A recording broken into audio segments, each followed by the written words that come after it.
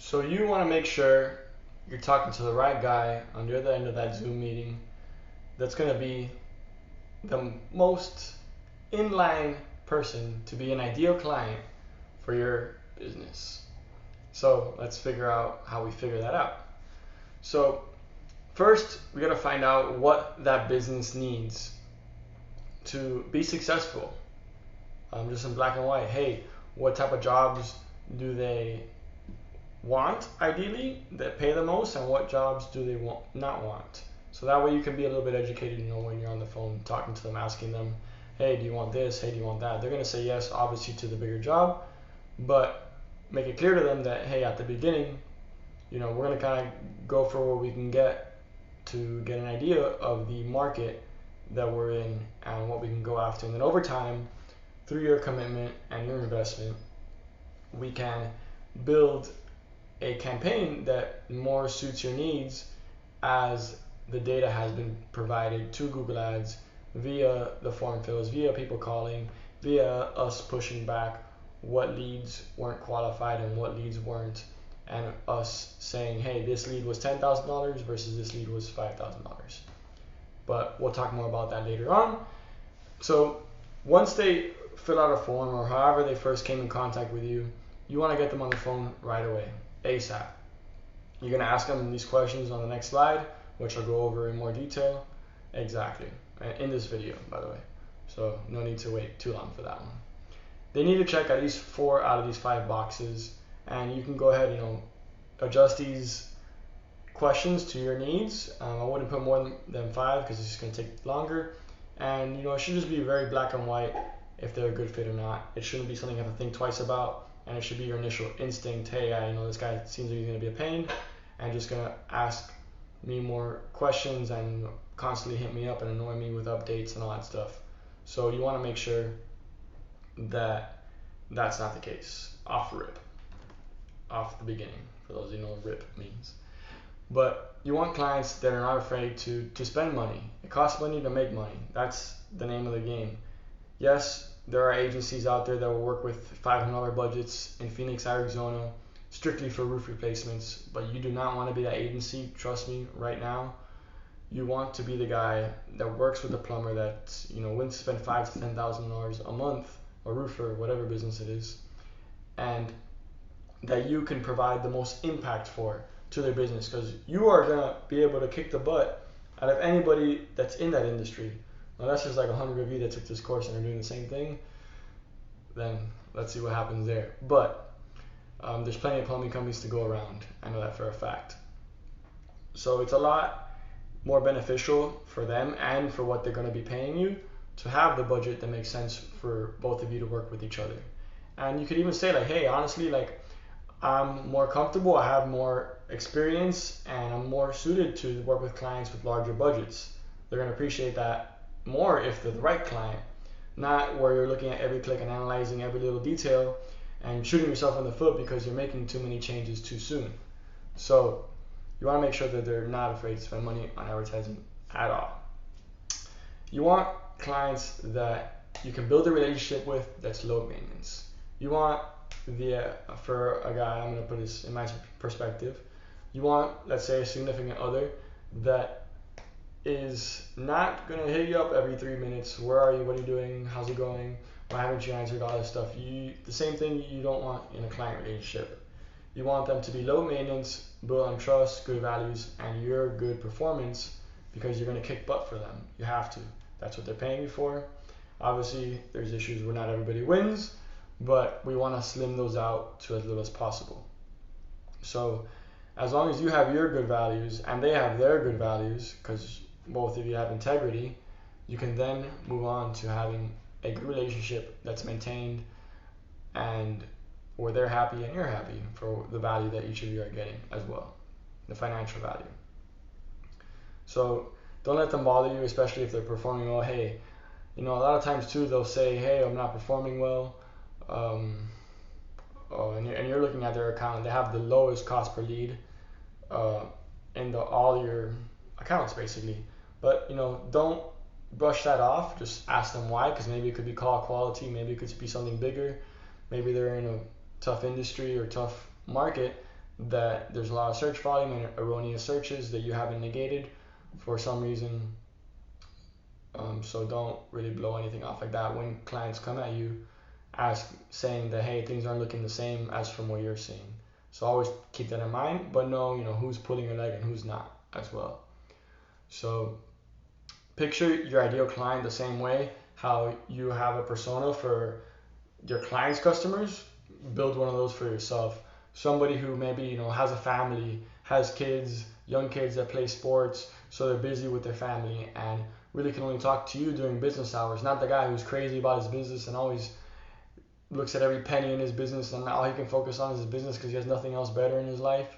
That's not the guy you want to deal with. You want to deal with the guy or gal, whatever it may be, that has the same values you do when you're running your business, because that way when you say, hey, I'm taking a trip with the family this Thursday, I'll be back Tuesday, I'm leaving your accounts in good hands, or I have everything automated, nothing should go too crazy, they're not going to freak out.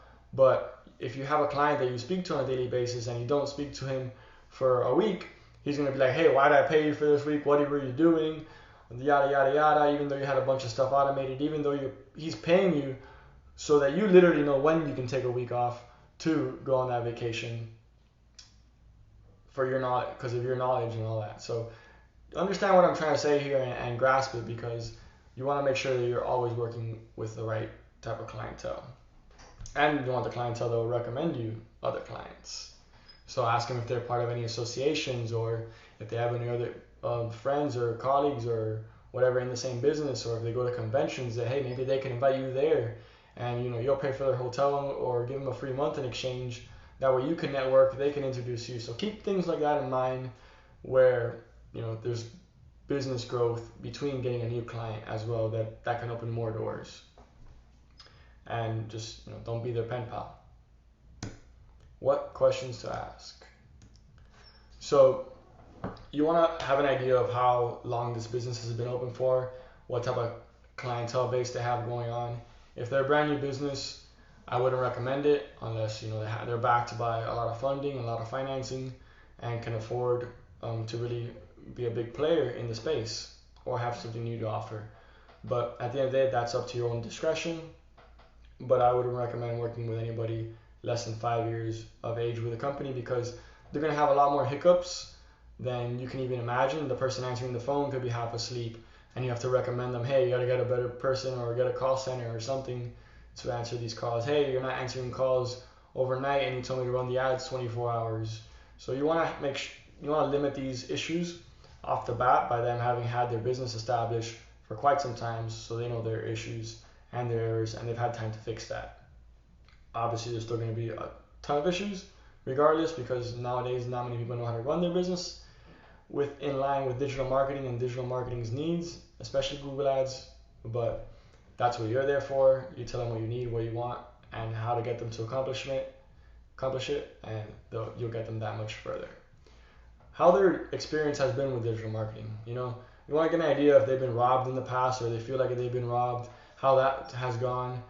Get an idea of who was managing their account past, if there was somebody. Get the company name. I always research my previous competitors that were managing the account, see what type of work they do, so that way if they ever come up again, you already have an idea off rip. Rip means instantly. Why do you believe in Google Ads? So you gotta ask this question, because if they don't, that's a major red flag. Obviously, if this is the one question where they're answering and saying, hey, I don't believe in Google Ads, but my buddy told me that I need to get on it, so yeah, that's why I'm calling you. So understand that they're naive about it, that they're afraid to some extent, and that they have no idea what's about to happen. So be prepared to walk them through that a little bit more and make sure that you're clear as day with them as what's going on. So yeah, keep that in mind. What's stopping you from taking on double the business you are currently doing? So this is kind of a trick question in a way. You're asking them what's stopping them from taking on double the business, and they might say, I haven't found the right ad guy, so I haven't gotten double the business. Yeah, okay, touche. But if they say that, ask them, okay, let's say in the next 30 days, 90 days, 6 months, a year from now, we are at double the capacity of where you're at now. What are you going to do to adjust your business to accommodate those needs? This is really a level of conversation that not many marketing agencies I feel like have, because you're opening them up and giving them a lot of hope, but also you want to be clear with them, like, hey, I'm putting in all this effort, me, your Google Ads guy. I don't want that to go in vain, and you tell me, hey, slow down the ads, and that's going to negatively affect your campaigns if you got to turn off every day here and there, or limit the budget and all that. So you want to avoid that off day one. You want to make sure that they're movers, that they want to grow the business and invest not only in marketing but invest in the right processes and making sure that they're doing things right. So who would you talk to about this conversation when we hang up? I love this question because this is the person that they're going to run to and talk about after they just spoke with you about what you've told them and what you've communicated with them. And this is where you're going to bring up the first thing on your next follow-up call with them after you've vetted them and you're getting more serious about this, and you've done some market research and you're getting a better understanding of how close you are to closing this deal on this potential client. So remember, this is all happening very quick. This is not a call for more than a couple minutes, and it's just meant so that you can take down this note. Hey, he's going to talk to his wife, his co-owner, marketing manager, whatever, consultant, investor, and then you're going to ask him the next call, because you took a note of it in your CRM, which could be Zoho or whatever it is, that, hey, how'd that call go with your wife? I'm going over about what I mentioned to you. Was she excited, or is there something still holding you back? And boom, let the conversation rip and go its natural course. And by doing that, you'll have created a better connection and more investment in his company just by caring about who he speaks to about his business. And then as the relationship grows, you can joke about that. Hey, did your wife approve this budget increase and all that? Like, keep it friendly. You want to keep these kind of friendly connections in your CRM, so that whenever an email or something is sent, no matter who's managing the account or managing the client relationship, that it can be brought up here and there, and they're entertained by what you're saying, with your amazing results, with your amazing customer service, and with everything overall, your great price. Because we don't plan on being the cheapest, but we're definitely going to be within their budget. So after he says who he's going to speak with, you're going to basically tell him right there if you want to move forward or not. You're going to be like something along these lines. Okay, I like the odds of success we have working together in your market. Let's schedule a call to talk numbers and see how competitive your business and how it stands, gotta edit that, digitally within your local area. And you have your schedule open. You tell them, hey, does 8 a.m. work tomorrow? You want to get him on the phone as soon as possible, or maybe it's even later that afternoon after he speaks to whoever he has to speak to. You want to keep the ball rolling there. If you're promised to send him something within this call, which I wouldn't, make sure you email him that over, or whatever it may be, if it's your website or any information you want to do.